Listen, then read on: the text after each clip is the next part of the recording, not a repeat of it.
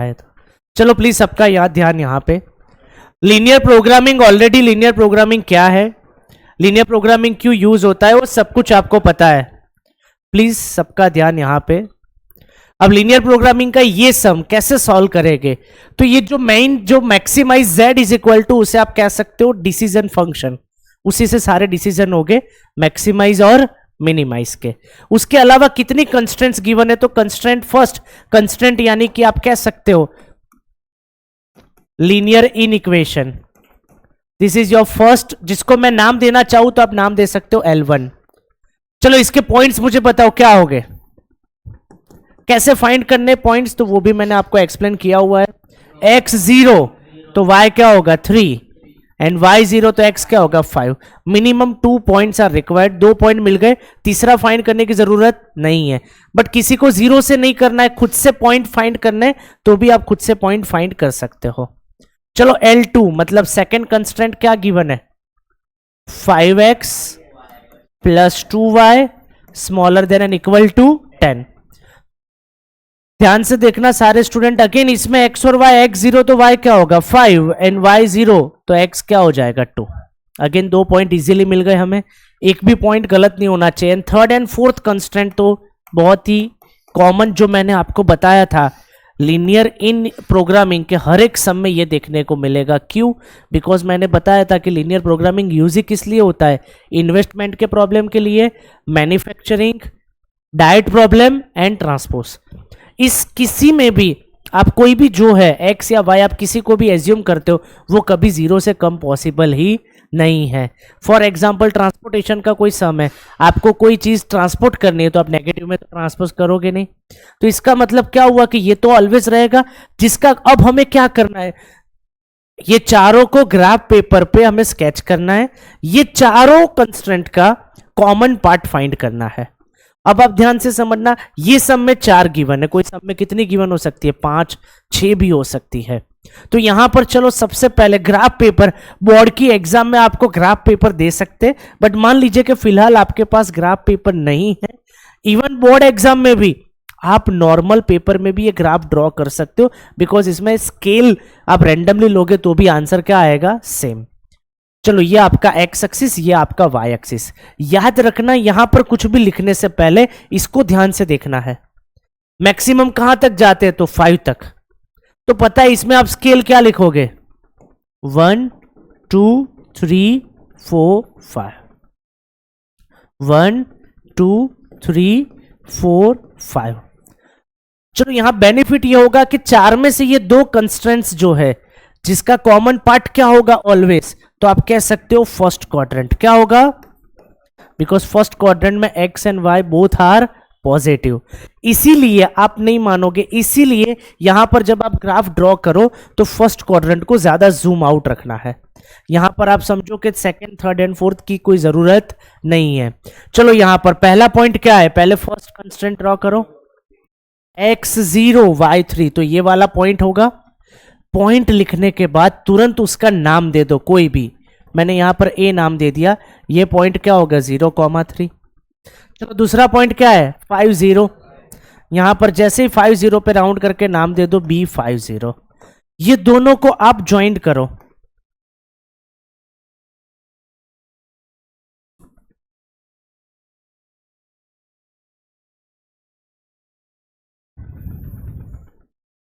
ये दोनों को आप स्केल की मदद से ज्वाइन करोगे। जैसे ही आप ज्वाइन करते हो एक लाइन बनेगी, लाइन का नाम देना है कंपलसरी, भूलना नहीं है, रिप्रेजेंटेशन बहुत इंपॉर्टेंट है। लाइन का नाम क्या लिखोगे आप 3x प्लस 5y। यस, याद रखना यहां less than A greater than A doesn't matter, आप लिखोगे क्या इक्वल टू। इसका नाम मैंने L1 दिया हुआ इसलिए मैं L1 लिख रहा हूं, आपको कोई नाम नहीं देना है तो भी चलेगा। अब यहां पर दूसरी लाइन ड्रॉ करने से पहले आपका यहां पर 2 पोर्शन स्केच हो सकते हैं, आइदर ये ट्रायंगल, चलो मैं इसको ए पार्ट नाम दे रहा हूं, आइदर ये ट्रायंगल के बाहर मैं जिसको ये पूरा इनफाइनाइट जो आपको दिख रहा है उसे मैंने क्या नाम दे दिया बी। फर्स्ट क्वाड्रेंट में ये लाइन के 2 ही ऑप्शन बचते हैं, आइदर ए पार्ट स्केच होगा आइदर बी पार्ट स्केच होगा। क्लियर? चलो यहां पर आप ध्यान, तो कौन सा होगा, तो उसके लिए मैंने आपको बताया था रेफरेंस पॉइंट वाला कॉन्सेप्ट, वो मुकेश अंबानी वाला एग्जांपल मैंने आपको दिया था। यहां पर कोई भी रेफरेंस पॉइंट आप सोचो, बोलो कोई भी रेफरेंस पॉइंट, 2 2, राइट। 2 2 जो है ना, ये लाइन के बहुत नजदीक होगा, तो ध्यान देना कि भाई लाइन के नजदीक नहीं चाहिए, लाइन के ऊपर भी नहीं चाहिए, लाइन, यस। 0 0 आप ले सकते हो या 1 1 भी ले सकते हो। 1 1 आप यहां पर रिप्लेस करो, 1 1 रिप्लेस करो तो 3 + 5 8। अब अपने आप से पूछो 8 is smaller than and equal to 15, yes और नो? यस। तो आपको 1 1 जिस साइड है ना, कौन सी साइड है 1 1? ए साइड, तो ए साइड आपको स्केच करना है। सो बहुत सिंपल, तो ए साइड आप लोग क्या करोगे, स्केच करोगे कोई भी, तो ए साइड जब आप स्केच करो तो एकदम लाइट पेंसिल से स्केच करना, ताकि रफ करना पड़ सके। इसको तो अभी फिलहाल रफ कर दो। यहां पर आप ए साइड रैंडमली एकदम लाइट पेंसिल से स्केच करोगे, बिकॉज बाद में इसको इरेज करने का भी आ सकता है, एकदम लाइट पेंसिल से। चलो अब दूसरी लाइन आप ड्रॉ कर सकते हो। पहले फर्स्ट लाइन ड्रॉ, उसका स्केच कंप्लीट करो। ये स्केच आप कह सकते हो कि सर यहां नीचे भी जा सकता है, but due to this L3 and L4, right, because first quadrant, तो ये फर्स्ट क्वाड्रेंट के बाहर जाना चाहिए नहीं। चलो ये दूसरा x0 तो y5, इसको भी कोई नाम दे दो। सपोज आपने नाम दे दिया कि भाई C05, चलो, और D क्या होगा, बोलो फटाफट, 20। चलो अगेन ये दोनों को ज्वाइन कर लो, C और D पॉइंट को ज्वाइन कर लो स्केल की मदद से।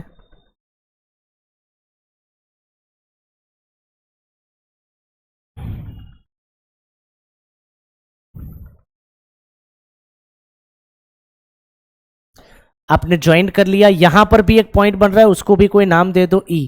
ये पॉइंट क्या है वो हम एलिमिनेशन से फाइंड करेंगे। मैंने बताया था आपको, जब भी आप लाइन ड्रॉ करो तुरंत उसका नाम देना है, तो इसका नाम मैं दूंगा L2, 5x + 2y। एग्री? अब ये कौन सी साइड जाएगा, तो अगेन रेफरेंस पॉइंट आपने जो 1 1 लिया था वो भी चलेगा। 1 1, 5 + 2 7, 7 स्मॉलर देन 10, यस। तो अगेन ये ए साइड जाएगा। तो आप समझो कि यहां पर जब आप स्केच करना स्टार्ट करोगे तब पॉसिबल है कि आपका आंसर जो है आप इस साइड आएगा। तो जब ये लाइन से, L2 लाइन से जब आप ये साइड जाओगे तो ये पार्ट आपका स्केच होने वाला है।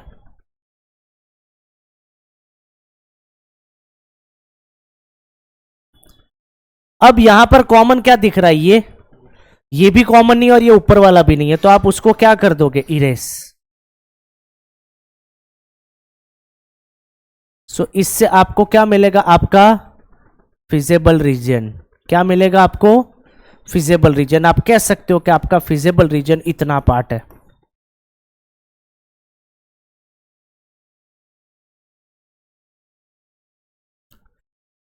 तो अब आप क्या करोगे, एक टेबल बनाओगे।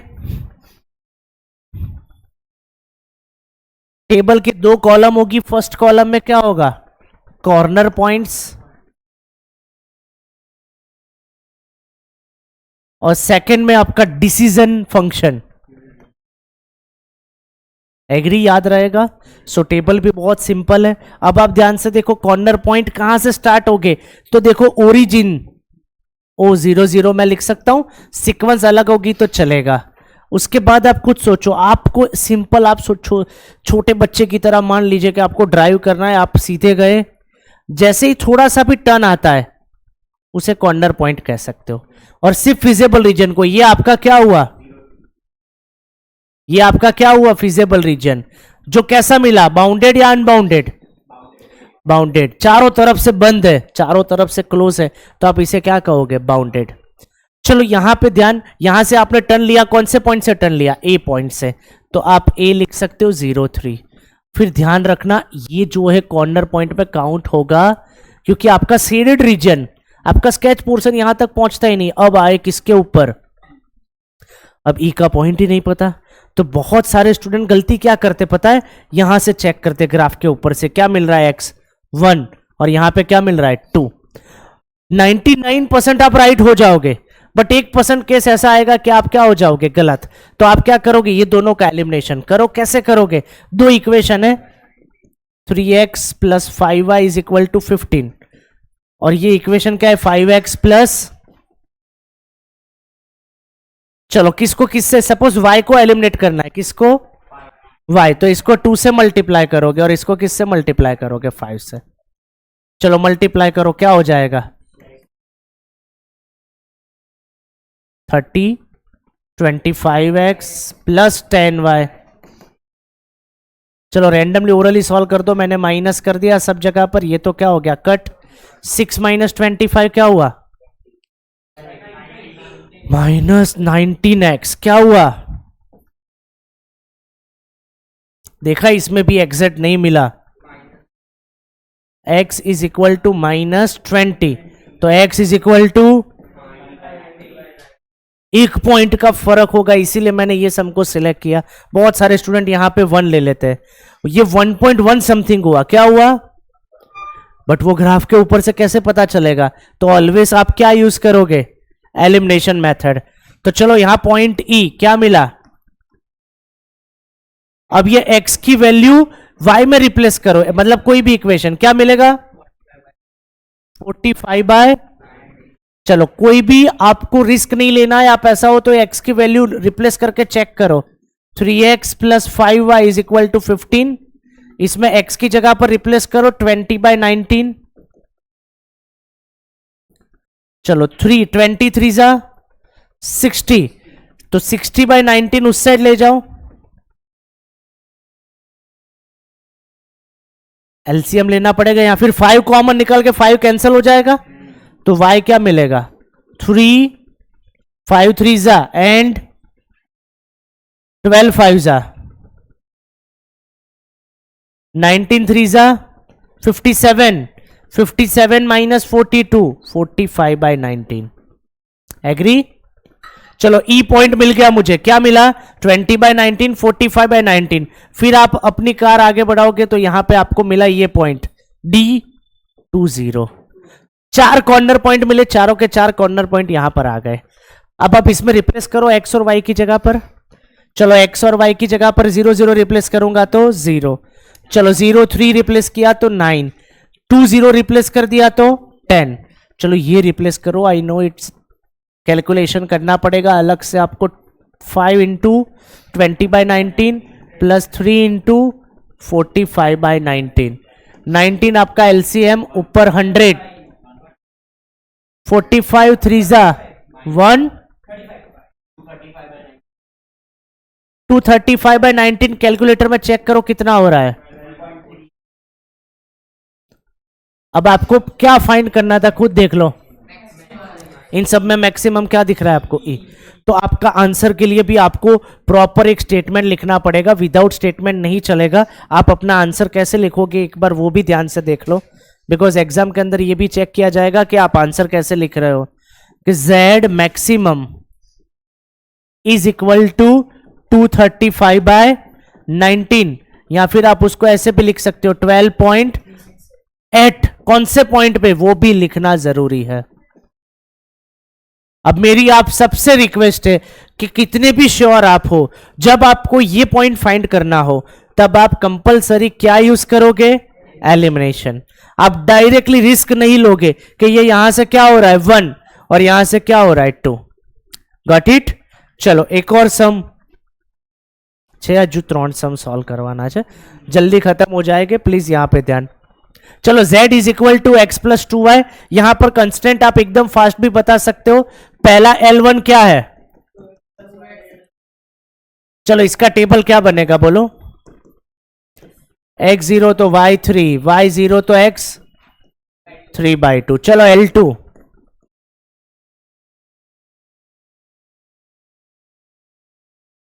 x0 तो y3 एंड y0 तो x6, बाकी L3 एंड L4 तो आपको पता ही है कि हर बार होगा। ये दोनों का कॉमन पार्ट क्या हुआ, फर्स्ट क्वाड्रेंट। चलो इसका ग्राफ बनाते हैं, मैक्सिमम कहां तक जा सकते हो आप? 6 तक। तो यहां पर भी मैं स्केल जो है वो 1 यूनिटी ले रहा हूं।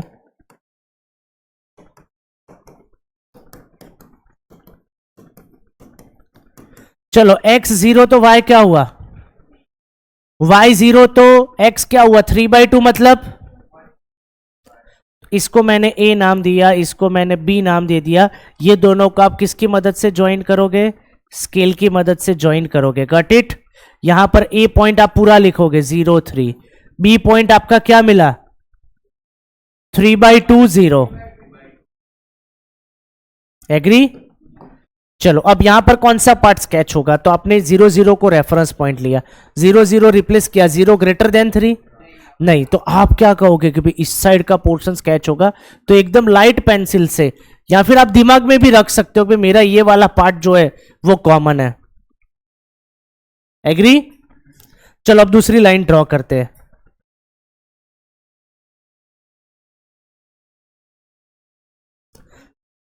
जीरो 3 x0 y3, वही सेम पॉइंट मिला, वही जो a था वही आपका क्या हो गया c। और 0 6, यहां d पॉइंट मैंने नाम दे दिया 6 0। चलो ये दोनों को ज्वाइन करते हैं। मैं यहां पर स्केल यूज नहीं कर रहा हूं, बट आपको स्केल यूज करनी है। मैं यहां पर नाम लिखना भूल गया, आपको नाम लिखना है। और इसका नाम क्या होगा? x + 2y = 6। यहां पर भी मैंने रेफरेंस पॉइंट कौन सा लिया? 0 0। तो चलो 0 0 मैं रेफरेंस पॉइंट लूंगा, राइट? तो 0 greater than 6, answer is no. तो इसमें भी इस साइड जाएगा, तो इसका मतलब ये जो पोर्शन यानी कि कॉमन पार्ट जो है वो आपको क्या मिलने वाला है? कॉमन पार्ट आप कह सकते हो कि इतना पार्ट आपका कॉमन मिलेगा। ये यहां पर भी नहीं आ सकता। सो आपका यहां पर जब आप टेबल बनाओगे, आप खुद सोचो, ये पहले तो फिजिबल रीजन कैसा मिला? कॉर्नर पॉइंट को मैं शॉर्ट में सीपी लिख रहा हूं, और z एग्जाम में शॉर्ट में आप मत लिखना। यस, यहां पर दो ही कॉर्नर पॉइंट मिले। एक पॉइंट मिला आपको 0 3, और दूसरा क्या मिल गया आपको? 6 0।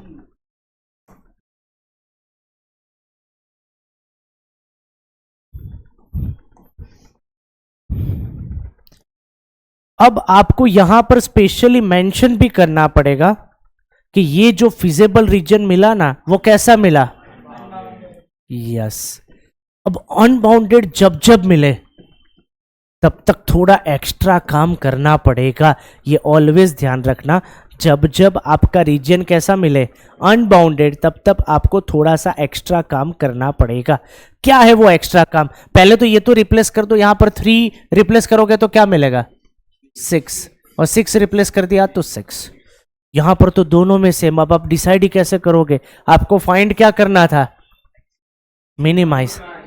चलो आप ये भी लिख सकते हो। तो अब जो लिखना है, मैं जो जो लिख रहा हूं वो ध्यान रखना, बहुत ही इंपॉर्टेंट है। आप यहां पर मैं लिख रहा हूं z मिनिमम इज, सर ऐसा एक ही वैल्यू मिले तो क्या करना है? तो जो फाइंड करना हो ना वही, मिनिमम भी यही, मैक्सिमम भी यही, जो फाइंड करना हो। बट यहां पर z मिनिमम इज = 6 एट नहीं लिख सकते आप। क्या नहीं लिख सकते? अगर दो पॉइंट पे सेम वैल्यू मिले तो आपको क्या लिखना है? ये जो लाइन सेगमेंट है ना, इस पे कितने पॉइंट्स हो सकते हैं? वो सारे पॉइंट पे ये मिनिमम होगा। यानी कि z minimum is = 6 between line segment, between line segment, इसका नाम a और इसका नाम d दे दो, बिटवीन लाइन सेगमेंट AD। मतलब आप एट नहीं लिख सकते हो, आपको क्या लिखना है? Between line segment AD। But अगर ये रीजन अनबाउंडेड होता, क्या होता? सॉरी, बाउंडेड होता, तो ये आंसर आ गया, सम खत्म हो गया। बट ये कैसा है? अनबाउंडेड। तो आपको क्या लिखना पड़ेगा कि ये जो आंसर लेके आए ना, इज मे बी ट्रू और मे बी नॉट। ध्यान से समझना, जब जब आपका रीजन अनबाउंडेड है, तब तब आपका टेबल से जो आंसर मिलता है वो क्या होगा? मे बी ट्रू और may be not. To decide this issue आपको एक चीज करनी पड़ेगी, ये जो इश्यू हुआ उसको चेक करने के लिए। To decide this issue we have to check जो आपका z है इसका कोई रोल ही नहीं था अब तक, बाउंडेड में इसका कोई रोल, बट अनबाउंडेड में we have to check z is equal to x plus 2y। उसके बाजू में मिनिमम फाइंड करना होगा तो लेस देन, मिनिमम के लिए चेक करना है तो यहां किसके लिए चेक करना है, मिनिमम के लिए। मैक्सिमम के लिए चेक करना हो तो ग्रेटर देन, यहां मिनिमम के लिए चेक करना, इसलिए सिंबल क्या लिखूंगा मैं, लेस देन, और उसके बाद जो मिनिमम वैल्यू आप लेके आए वो आप लिखोगे। पता चला क्या करना है। फिर से एक बार, अगर कोई भी अनबाउंडेड रीजन आए तो आपको जो आंसर मिलता है वो क्या होगा, मे बी ट्रू और may be not. To decide this issue we have to check the inequality of this z, जो भी आपका z है उसकी इनइक्वालिटी। यहां पर ये सिंबल चेंज हो जाएगा जब जब आपको फाइंड क्या करना होगा, तो यहां पर ये सिंबल लेस देन का क्या हो जाएगा, ग्रेटर देन, और यहां पर वही वैल्यू आएगी जो मैक्सिमम है कि मिनिमम। इसका इनइक्वालिटी यही ग्राफ पे ड्रॉ करना है। चलो इसकी इनइक्वालिटी ड्रॉ करो। x 0 तो y क्या होगा 3 एंड y 0 तो x। तो 2 पॉइंट मिले कोइंसिडेंटली, पर्टिकुलर ये सम में, कोइंसिडेंटली पर्टिकुलर ये सम में आप देखो यही 2 पॉइंट मिले, तो वही उसी के ऊपर यहां पर नीचे इक्वल टू नहीं है, देखो यहां सब में इक्वल टू होगा हर एक सम में। तो जब जब इक्वल टू ना हो ना तब लाइन डॉटेड ड्रॉ करनी है, तो यहां पर इसके ऊपर ही लाइन आएगी, बट ये एक आप कह सकते हो ये सब में एक कोइंसिडेंट हुआ कि वही लाइन, तो इसी लाइन के ऊपर आप एक डॉटेड लाइन बनाओगे, याद रहेगा। अब ये लाइन से ये ग्राफ कहां जाएगा, ऊपर की साइड कि नीचे की साइड, तो उसके लिए रेफरेंस पॉइंट लो अगेन 0 0, तो 0 लेस देन 6, तो आप कहोगे यस। तो देखो प्लीज अब ध्यान, अभी मेन टर्निंग पॉइंट आया। फिर से एक बार, अनबाउंडेड में आपको क्या चेक करना है, किसका ग्राफ बनाना है, z का। z का ग्राफ अपने फिजिबल रीजन में को डिस्टर्ब कर रहा है ये चेक करना है, मतलब अपने फिजिबल रीजन को कहीं पे भी थोड़ा सा भी टच कर रहा है नहीं, क्यों, क्योंकि ये लाइन से ये कहां जाएगा, तो अपना जो ग्राफ है उसमें थोड़ा सा इत्तू सा भी पार्ट डिस्टर्ब नहीं हो रहा, मतलब कॉमन नहीं हो रहा है। तो आपको यहां पे लिखना है कि as shown in figure there is no common point, there is no common part with feasible region।